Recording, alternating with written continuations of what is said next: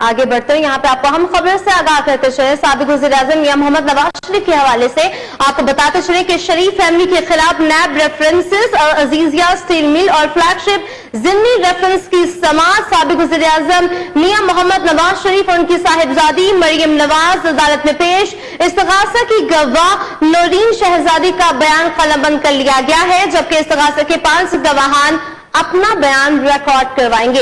अहम खबर से आपको आगाह कर रहे हैं। एक बार फिर से आपको बताते चले कि शरीफ फैमिली के खिलाफ नैब रेफरेंसेस की समाअत, अल अजीजिया स्टील मिल और फ्लैगशिप ज़िमनी रेफरेंस की समाअत। साबिक वज़ीर-ए-आज़म मियां मोहम्मद नवाज शरीफ उनकी साहिबजादी मरियम नवाज अदालत में पेश।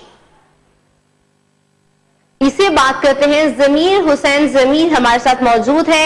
जी ज़मीर, बताएगा शरीफ फैमिली के खिलाफ नैब रेफरेंसेस की समाअत, क्या तफसीलात हैं आपके पास?